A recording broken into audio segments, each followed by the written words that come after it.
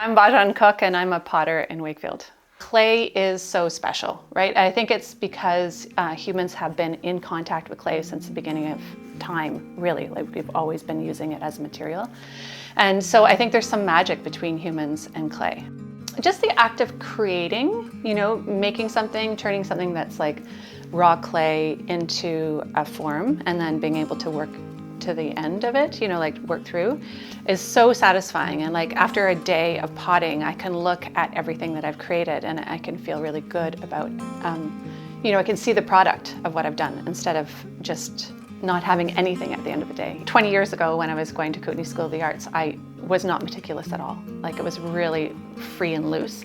And so in my journey to try to get some life back into the surface of the clay at a cone 6, I've started doing sgraffito, right? This is a process called sgraffito. I believe it's Italian and they do it on the side of the houses, but they also do it on pots.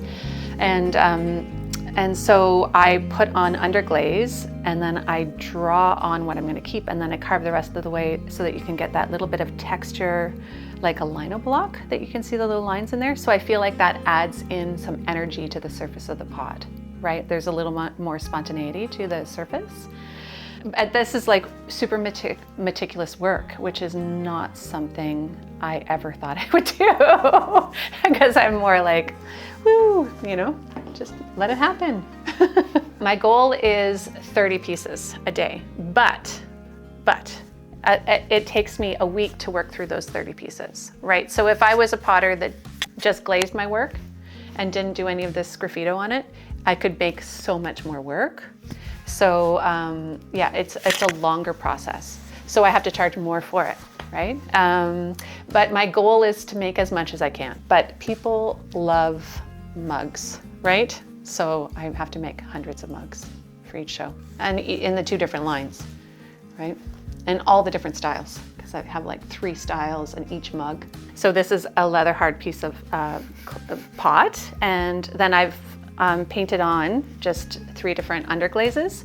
And now my next step would be to draw what I'm going to keep on there, draw on whatever, freehand, the sort of flower motifs that I have, and then to carve away the rest of the surface so that the raw clay is showing underneath. Then I bisque fire it. I do the first firing, and then I put a clear glaze over top and fire it again. And that's how I get that surface. I love to garden and I love flowers, and so I sort of look at flowers and then I come up with stylized designs that are easy for me, non-meticulous person, to put into the surface. So my designs have really come from being back in the country, because I was in the city for a long time and that was very hard for me. And it's just been such a joy to be living in nature and to have my garden and to see all the flowers bloom and that whole thing. And anytime that I feel like I'm not putting in my own self, I question whether or not I should be doing it, right? Because our world is full of things, right? You can go to the dollar store or IKEA and buy beautiful pots. Like why should I make pots, right? What is important about a handmade pot? So I think it is very important that I'm having a real interaction with the pieces I make, and which is hard as a production potter, right? Like it's exhausting in some ways, yeah. So, but what I do is I try new things. So this is a different clay body, right? And I just keep myself engaged by like trying new clays, going on workshops, like just keeping myself engaged, learning new things, pushing myself to find new ways of expressing my creative ideas or like my love for this place or yeah. This is my love letter to Wakefield.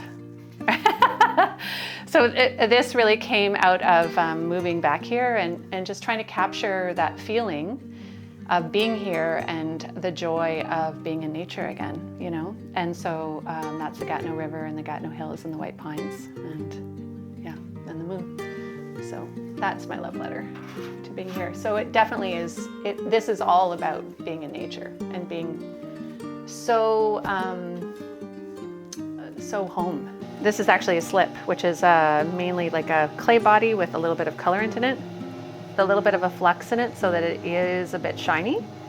because slips can be quite matte. I let that slip harden up, and then I put them back on the wheel and I carve in the Gatineau Hills, the Gatineau River, and the white pines and the moon.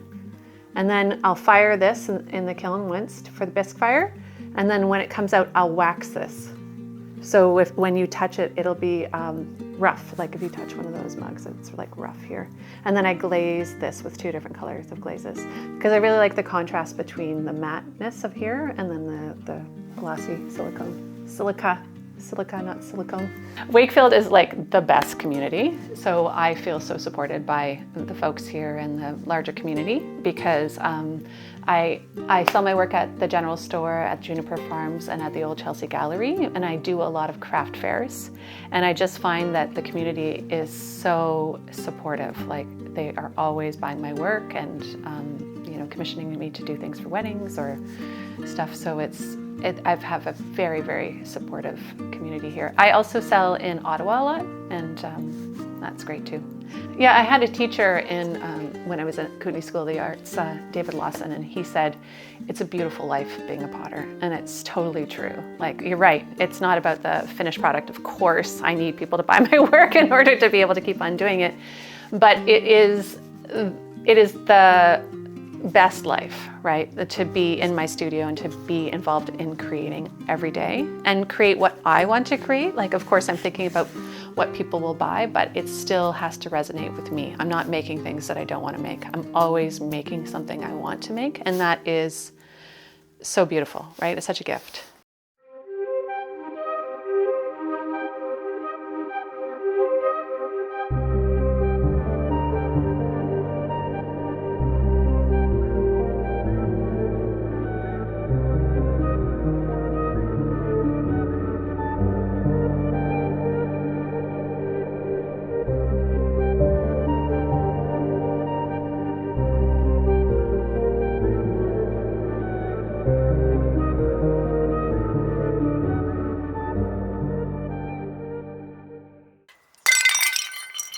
So sad. That's what's